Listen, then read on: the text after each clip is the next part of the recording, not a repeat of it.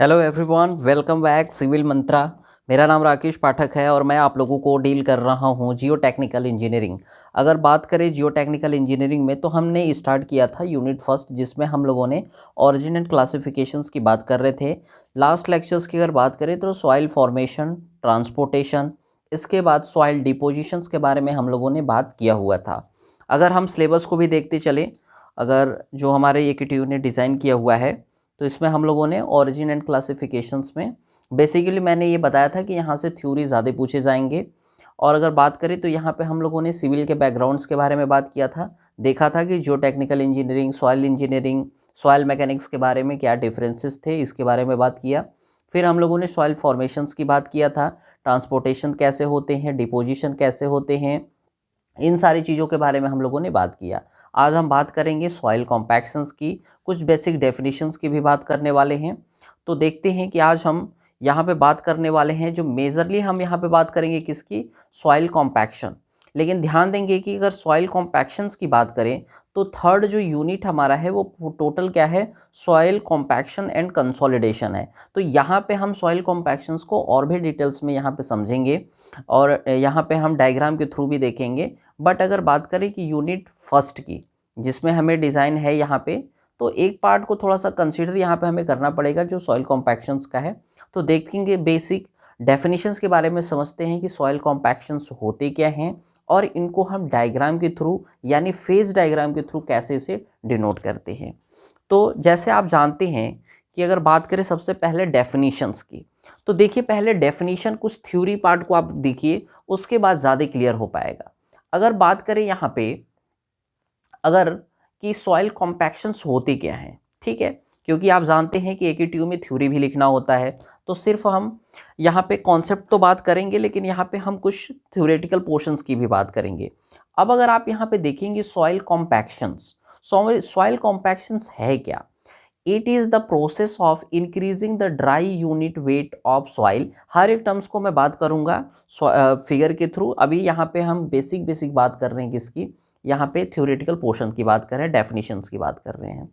तो हमने क्या कहा कि it is the process of increasing the dry unit weight of soil by forcing the soil solids into denser state. ठीक है, यानी इसका कहने का मतलब क्या है, यहाँ पे समझते हैं थोड़ा सा। कहने का मतलब ये है कि अगर बात करें यहाँ पे कि क्या हम कहना चाहते हैं, जैसे आप जानते हैं कि जैसे मान लेते हैं ये सॉइल है, ये सॉइल के हम फेज डायग्राम के थ्रू हम समझते हैं कि सॉइल कॉम्पैक्शंस क्या होती है। अब आप जानते हैं कि यहाँ पे क्या है, सॉलिड। जैसे सॉलिड की जगह अगर हम बात करें तो सॉलिड में हम किसको कंसीडर करेंगे, यहाँ पे सॉइल है। इसके बाद यहाँ पे क्या है, वाटर है, और इसके ऊपर क्या है, एयर है। ध्यान से समझेंगे। आप जानते हैं कि जो हमारी सॉइल मास होती है, ये जनरली कंसिस्ट क्या करती है, थ्री फेज सिस्टम को। लाइक अभी हमने बताया सॉलिड, फिर हमने बताया H2O यानी लिक्विड की बात किया, फिर हमने एयर यानी गैस। हमारी सॉइल मास में बेसिकली तीन चीज़ें क्या होती हैं, प्रेजेंट होती हैं। अब जान रहे हैं आप कि phase first, phase second, phase third, यानी इसको हम क्या बोलते हैं, थ्री फेज डायग्राम। इसी को हम किस नाम से और जानते हैं, इसी को हम बोल देते हैं कि ये सर हमारा सॉइल का थ्री फेज डायग्राम है। इसका मतलब क्या हुआ कि जैसे आप जानते हैं कि हम बात कर रहे हैं किसकी, कॉम्पैक्शन की। कॉम्पैक्शन क्यों किया जाता है, आप समझ जानिए। देखिए ये है सॉइल, ये बिल्कुल कैसा है, लूज स्टेट में है। अब ये लूज स्टेट में है, हमें इसे डेंसर स्टेट में लाना है, यानी सॉइल के जो पार्टिकल है, जो सॉलिड पार्टिकल है, उसे हमें बहुत नज़दीक लाना है।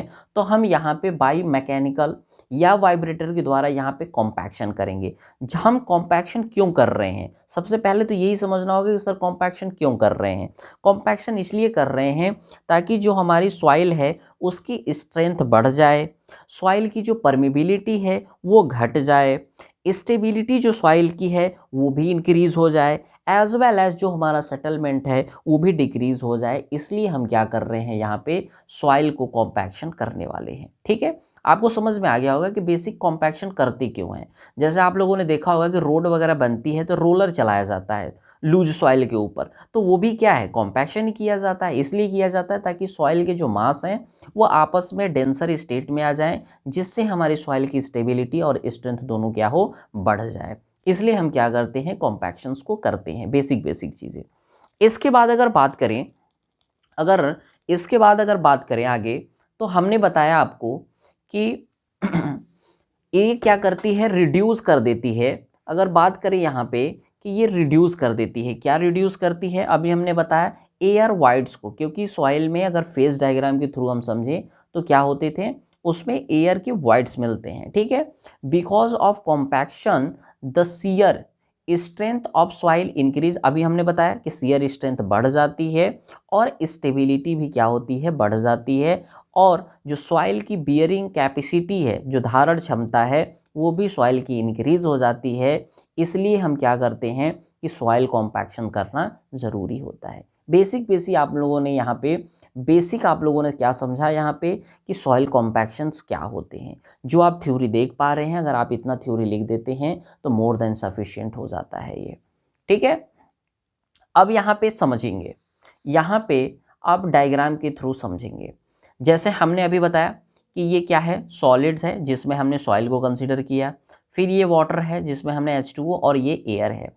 ध्यान से समझेंगे, जब हमारा इंडेक्स की बात करेंगे, इंडेक्स प्रॉपर्टी की बात करेंगे, या फिर हम फेज डायग्राम की बात करेंगे, तो जो हमारा क्या होगा, राइट हैंड वाला साइड होगा। यहाँ पे हम किसको कंसीडर करते हैं, वेट को। ध्यान से समझेंगे, मैंने क्या कहा कि जो राइट साइड होगा यहाँ पे हम वेट को दर्शाते हैं। जैसे ये सॉलिड है तो वेट ऑफ सॉलिड, जैसे ये वाटर है तो हम यहाँ पे क्या दिखाएंगे कि ये हमारा वेट ऑफ W दिखा देंगे, यानी वेट ऑफ वाटर। फिर यहाँ पे हम क्या कहेंगे, weight of air. Weight of air very very negligible होता है, इसलिए हम यहाँ पे कंसीडर नहीं करते हैं। और लेफ्ट साइड में हम क्या लिखते हैं, यहाँ पे हम वैल्यूम को शो करते हैं, वैल्यूम ऑफ सॉलिड। फिर हमने यहाँ पे वैल्यूम ऑफ वाटर लिख दिया, फिर इसके बाद हमने वैल्यूम ऑफ एयर को यहाँ पे लिख दिया। तो इस तरीके से हम क्या करते हैं, इसका रिप्रेजेंटेशन करते हैं। एग्जाम में अगर आप ये करते हैं तो डेफिनेटली 2-4 नंबर एक्स्ट्रा ही मिलते हैं, क्योंकि आप जानते हैं कि एग्जामिनर जैसे ही फिगर देखता है अच्छा बढ़िया बना हुआ है तो वो मार्क्स क्या होते हैं, ऐड हो जाते हैं। इसके बाद अब इसको, इस फेज डायग्राम को हमने क्या किया, इसको हमने, क्योंकि हम बात कर रहे हैं सॉइल कॉम्पैक्शन की, तो हमने इसको क्या किया, बाई मैकेनिकल या फिर बाई वाइब्रेटर हमने क्या किया, इसको कॉम्पैक्शन किया।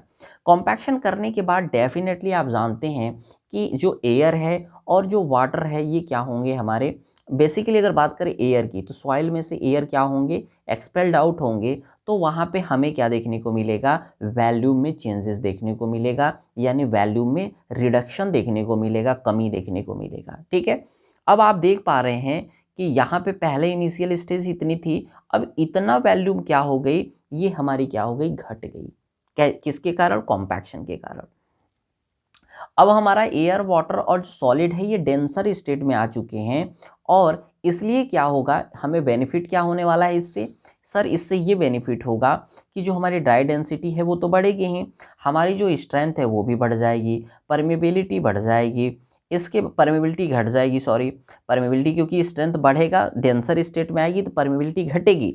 लेकिन स्टेबिलिटी, यानी अब इस सॉइल पे जो भी स्ट्रक्चर्स हम कंस्ट्रक्ट करेंगे, लाइक बिल्डिंग, लाइक कोई रोड वगैरह है, तो उसकी स्टेबिलिटी भी बढ़ जाएगी और सेटलमेंट भी क्या होगा सॉइल का, वो भी घट जाएगा। तो ये बेनिफिट होने वाला है, ठीक है। तो आप अगर थ्योरी की बात करें तो यहाँ पे आप एक बार थ्योरी को देख सकते हैं कि थ्योरी में हमें कैसे लिखना है। अगर एग्जाम में आता है तो आप वीडियो को पॉज करके इसका स्क्रीनशॉट ले सकते हैं, या फिर आप एक बार तरीके से, अच्छे तरीके से एक बार में, बहुत इजी वे में आपको डेफिनेशन दिख रहा है। अगर आप थोड़ा सा भी 1-2 बार रीडिंग कर लेंगे तो आपको डेफिनेटली सॉइल कॉम्पैक्शंस आपको समझ में आ जाएगा। कुछ है नहीं, क्योंकि आप लोगों ने बेसिक अपने डेली लाइफ में देखा हुआ है कि सॉइल कॉम्पैक्शन क्या होती है, कैसे किया जाता है, रोलर क्यों चलाया जाता है, रोड वगैरह बनती है तो बिल्डिंग बनाने से पहले सॉइल्स को हम क्यों वहाँ पे कॉम्पैक्शन करते हैं, ये आप लोग बहुत अच्छे तरीके से जानते हैं, ठीक है। तो यहाँ पे बेसिक हम लोगों ने ये समझा कि सॉइल क्या है, एक कॉम्प्लेक्स फिजिकल क्वांटिटी है जो डिफरेंट फेजेस में क्या करती है, कंसिस्ट करती है। दूसरी चीज़ हम लोगों ने यहाँ पे ये देखा कि जो सॉइल मास है वो 3 फेज में क्या होते हैं, जनरली कंसीडर करते हैं। जैसे हमने बताया कि सॉलिड, वाटर एंड गैसेस। इसके बाद हम लोगों ने यहाँ पे बताया हमने आपको यहाँ पे बताया क्या, कि यहाँ पे परमेबिलिटी की बात हो, चाहे वो स्ट्रेंथ की बात हो, चाहे वो स्टेबिलिटी की बात हो, या चाहे सेटलमेंट की बात हो, सब के सब क्या होते हैं, कहीं ना कहीं हमारे सॉइल में इम्प्रूव हो जाते हैं। ठीक है, तो ये देखा। अब इसे हम क्या बोलेंगे, थ्री फेज डायग्राम बोलेंगे ऑफ सॉइल।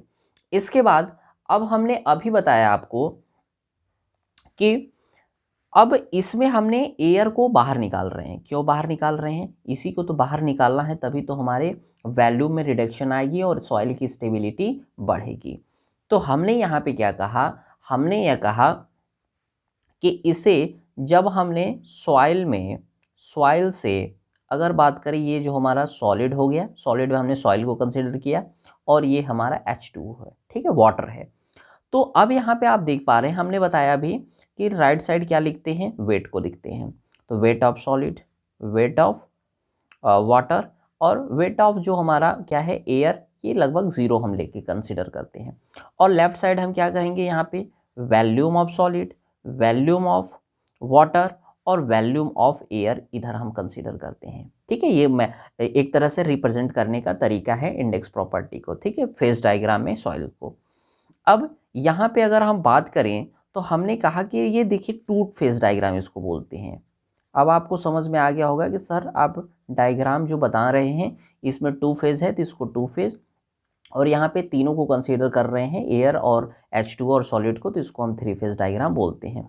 अब या तो H2O होगा, या फिर हम यहाँ पे क्या कर रहे हैं कि सॉलिड तो है, ध्यान से समझेंगे, सॉलिड, लेकिन यहाँ पे एयर हो सकता है। यानी हमने ये कहा, या सॉलिड में सॉलिड प्लस यानी सॉइल में मॉइस्चर हो, या फिर मॉइस्चर्स को हमने बाहर निकाल दिया, वहाँ पे एयर को हमने कंसीडर किया।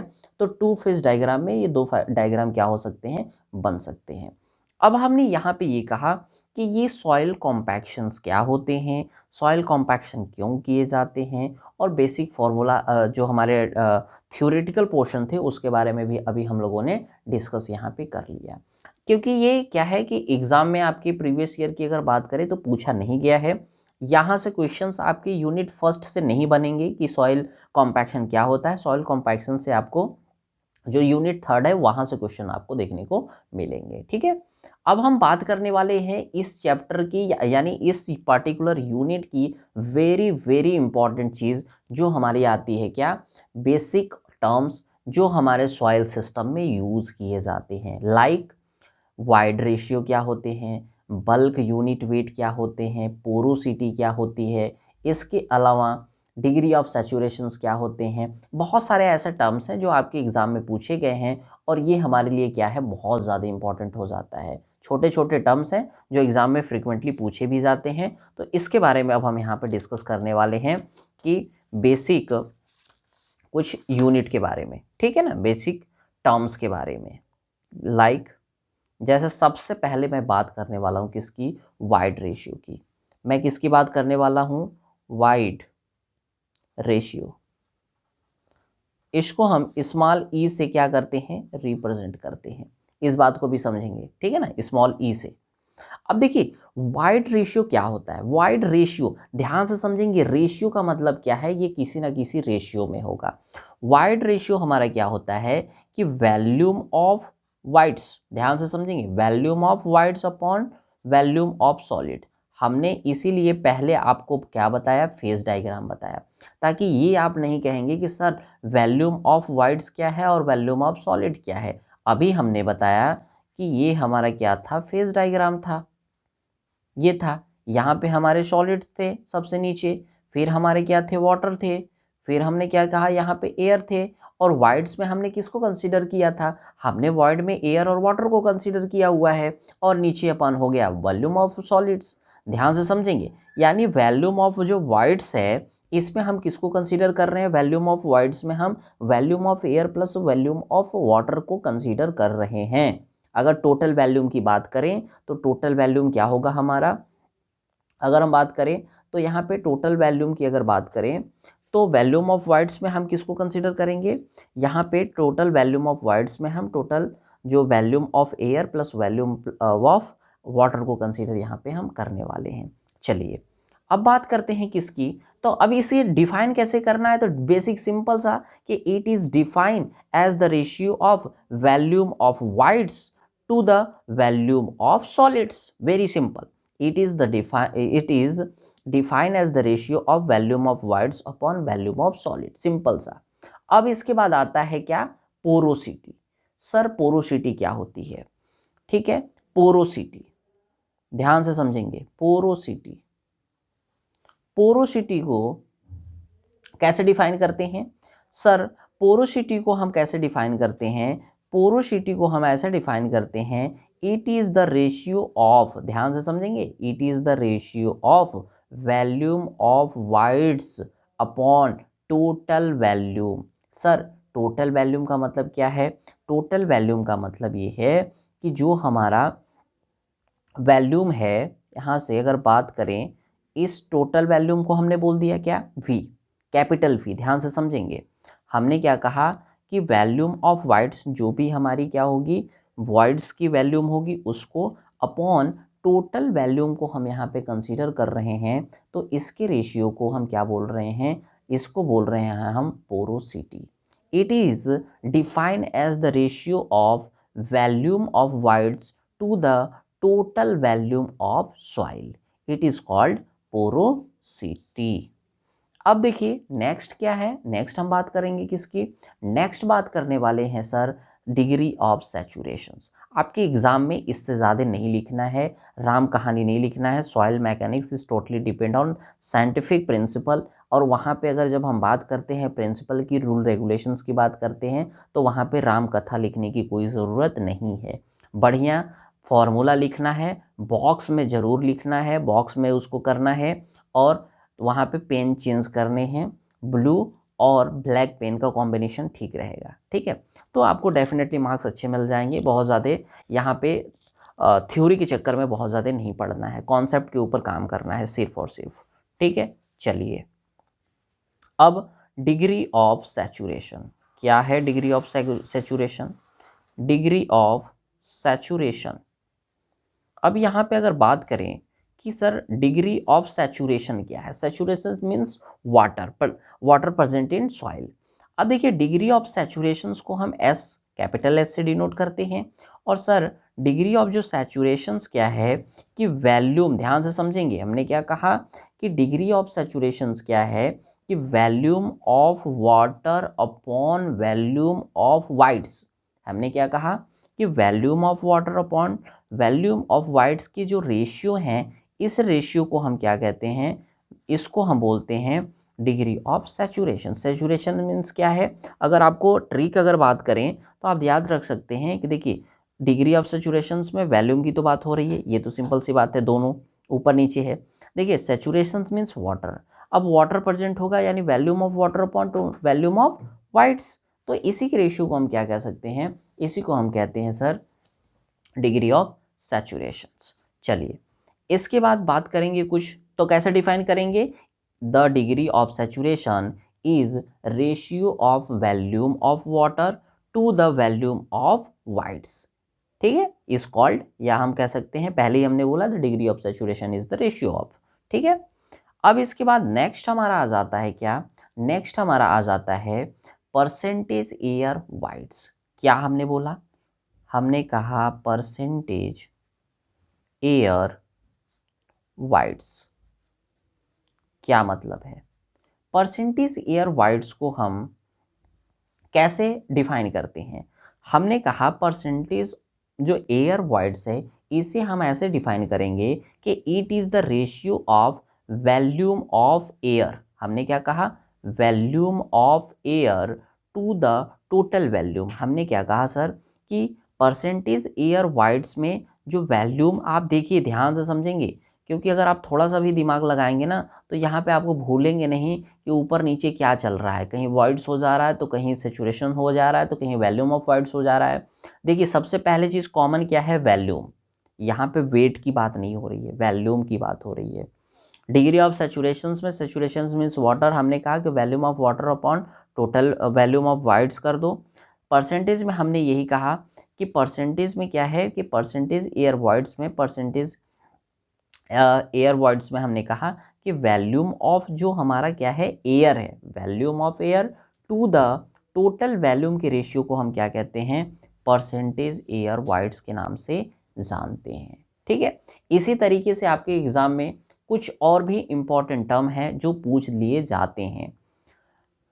नेक्स्ट अगर बात करें तो नेक्स्ट है water content. Water content small w से इसे डिनोट करते हैं। स्मॉल w बराबर, देखिए अब ध्यान से समझेंगे, मास ऑफ वाटर। अब देखिए यहाँ से चेंज हो गया, अब यहाँ पे हमने क्या कहा, मास ऑफ वाटर, हमने क्या कहा, मास ऑफ वाटर, यानी it is defined as the ratio of mass of water to the mass of solid. Mass की बात हो रही है, तो इसे हम, इस रेशियो को क्या कहेंगे सर, इसको बोलेंगे हम water content. It is defined as the ratio of mass of water upon या to the mass of solid is called water content. चलिए, इसके बाद अगर हम बात करें यहाँ पे, तो नेक्स्ट वाटर कंटेंट के बारे में हम लोगों ने अभी जस्ट डिस्कस किया। अब हम बात करने वाले हैं बल्क यूनिट वेट की। बल्क यूनिट वेट की, बल्क यूनिट वेट। ठीक है, बल्क यूनिट वेट की बात करें अगर हम, तो बल्क यूनिट वेट बराबर क्या होता है, it is defined as the total weight per unit total volume. क्या हमने कहा, it is defined as the total weight to the per unit total volume. इसी के रेशियो को हम क्या बोलते हैं, बल्क यूनिट वेट बोलते हैं। इस बात को ध्यान हम रखेंगे, इसी को टोटल यूनिट वेट या फिर वेट यूनिट वेट के नाम से भी इसको हम जानते हैं। अब ये कैसा था, बल्क यूनिट वेट था। अब हम बात करेंगे ड्राई यूनिट वेट की। ड्राई यूनिट वेट की, ड्राई यूनिट वेट की, ड्राई यूनिट वेट। अब ड्राई यूनिट वेट क्या है, ड्राई यूनिट वेट जो हमारा होता है, ये किसका रेशियो होता है, ये रेशियो होता है हमारा weight of solid to the total volume. क्या कहा हमने, इट इज यानी define as the weight of solid, weight of solid to the total volume. इसी के रेशियो को हम क्या कहते हैं, ड्राई यूनिट वेट बोलते हैं। यहाँ पे कुछ भी दिमाग लगाने वाली एक्स्ट्रा चीज़ नहीं है, जो यहाँ पे डायरेक्ट फार्मूला है, बस इसी फार्मूला को लिखना है, एग्ज़ाम में आता है तो इसमें बाकी कुछ भी और लिखने की ज़रूरत नहीं है। इसके बारे में बहुत ज़्यादा डिटेल जाने की कोई ज़रूरत नहीं है। जो फार्मूला है इसके बेसिक एक फार्मूला लिख देंगे कि it is define as the, फिर जो भी फार्मूला है इतना रेशियो अपॉन इतना, यही हमारा क्या हो जाएगा, आंसर हो जाएगा। बहुत ज़्यादा इसमें राम कहानी लिखने की कोई ज़रूरत नहीं है।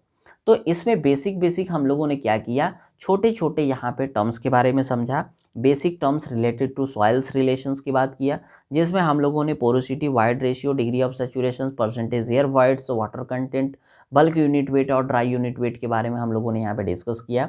नेक्स्ट लेक्चर्स में हम बात करने वाले हैं कुछ रिलेशनशिप की, कि वाइड रेशियो पोरोसिटी में क्या इंटर रिलेशनशिप है।